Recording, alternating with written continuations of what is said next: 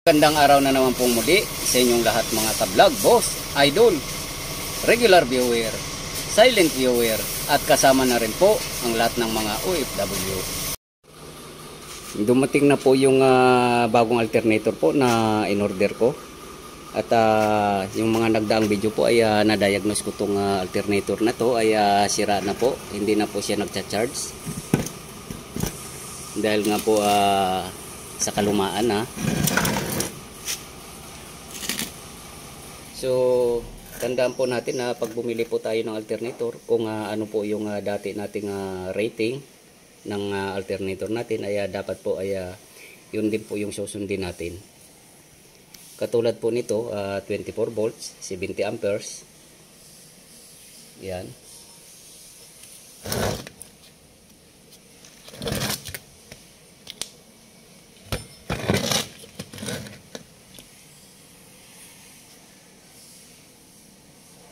Ayan po siya, 28 volts. Pero consider po na 24 volts to. At 70 amperes.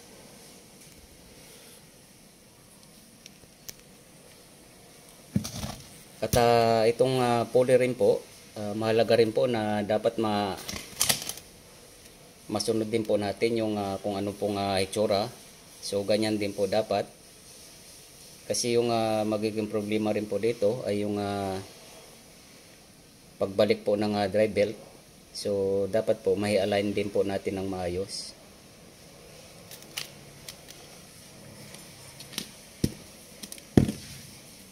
At itong paglalagyan po ng mounting bolt, dapat magka-align po sila. Yan. At ito naman po yung bago. So parehas na parehas po sila. So napakahalaga po ng tamang rating po yung bibili natin. Kasi kapag halimbawa po nito ay 70 amperes, itong para po sa dump truck to, itong mga dump truck po na to ay mayroon po siyang aircon. So kapag sakali pong binabaan natin, dahil halimbawa nagtitipid po tayo, sabihin natin na itong 70 amperes ay ginawa po nating 50 amperes lang or 60. Kasi pag mababa po yung ampere rating ng alternator ay medyo may kababaan din po siya. Pero ang magiging epekto po noon ay mabibitin po yung supply po ng kuryente sa sasakyan. Halimbawa po magpapangsabay na po yung aircon at saka yung mga lightings.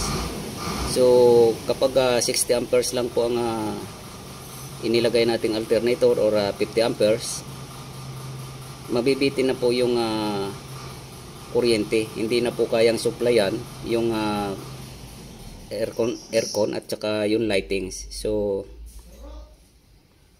apektado po yung operasyon ng sasakyan. Kung sakali pong lightings lang po ang gagamitin natin, pwede naman po yun, pero hindi po tayo pwedeng magpangsabay ng gagamitan ng air conditioning kasi mabibitin po siya.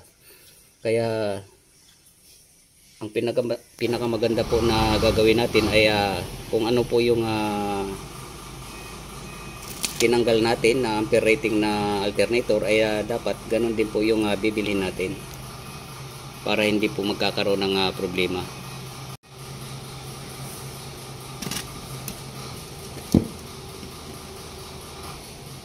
May mga nangyayari po kasi na yung may-ari ng sasakyan ay nagtataka sila bakit daw po nahihirapan na umistart yung sasakyan nila, samantala dati hindi naman po ganun. Bago na po yung alternator nila, bakit ganun pa rin daw po yung problema, hindi pa rin nawawala yung problema. So siguro po yung nabili nilang alternator ay mali po yung nabili nilang rating po ng amperes. So kaya po pag mayroong mga ganyang problema ay titingnan nyo po, baka may mali rin po kayo sa pagbili ng alternator, or wag na wag po nating palitan yung original po na rating po ng alternator natin, kasi magkakaroon po siya ng problema.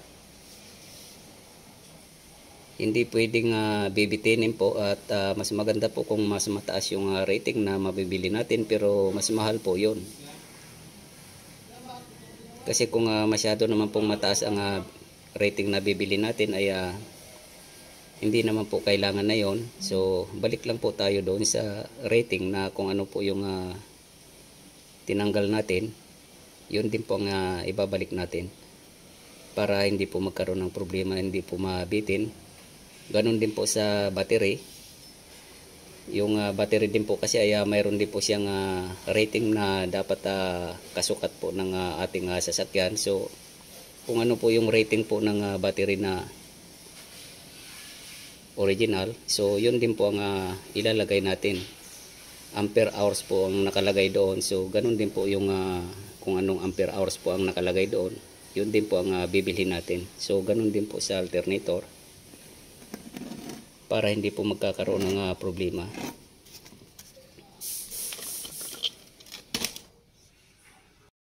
At sa brand naman po ay wala naman pong problema sa brand. Basta ang lagi po nating tandaan ay yung rating lang po, yung mounting bolt na paglalagyan nito, poly. So baka mamaya mayroon pong poly po na malaki or maliit, so kailangan po ganun din po yung mabibili natin, at saka yung grooves, para pag sinalpak po natin yung belt na original, so balik din po siya sa dati, ay align po natin ng maayos. At kapag malaki naman po yung poly, so baka mahirapan po sa adjustment ng drive belt natin, kaya dapat ganun na ganun din po dapat yung mabibili natin. Yung brand po, walang problema po sa brand, basta magkaparehas po ng pagsasalpakan, yung ampere rating, voltage rating, so wala pong problema. So ililigpit ko po muna to, dahil pag dumating po yung dump truck na nandun po sa biyahe, ay isasalpak ko rin po to. Ngayon po ay wala pa po yung dump truck na paglalagyan nito, ay ibabalik ko po muna sa lagayan namin.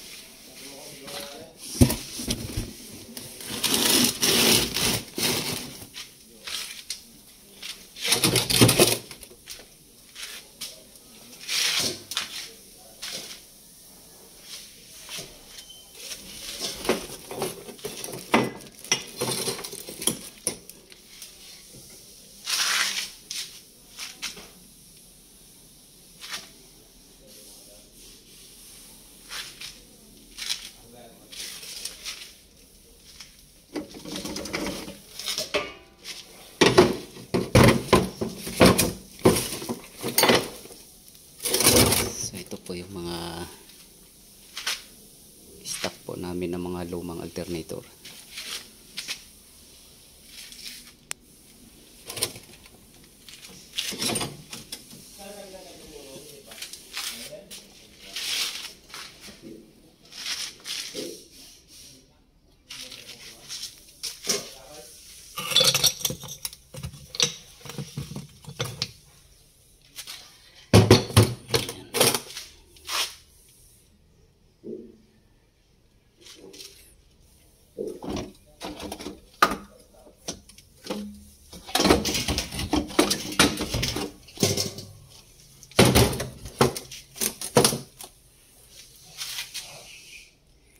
So yung mga alternator po ng mga luma ay kahit na luma na po yan or sira po, so mayroon pa rin pong makukuha yan na mga lumang pyesa. So pwede pong chap-chapin yan, ililipat po. Kaya kung maaari po itabi nyo lang po, dahil pag minsan kailangan po natin yung mga ibang ano dyan, katulad po yung mga pulley na yan, mayroon pong makukuha pa sa pangloob dyan. Lilipat-lipat lang po siya.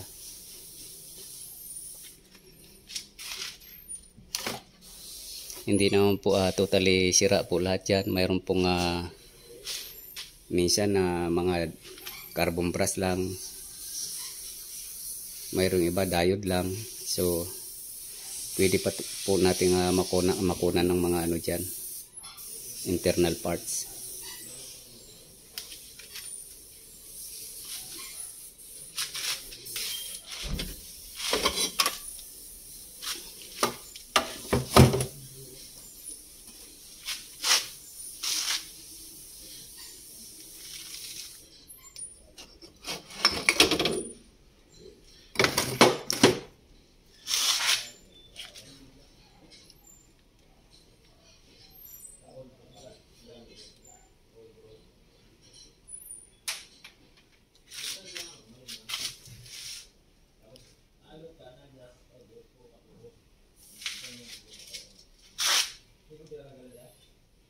So hanggang dito na lang po muna ang video kong ito. Please like, subscribe na lang po and hit notification bell para sa susunod na mga video. God bless all po.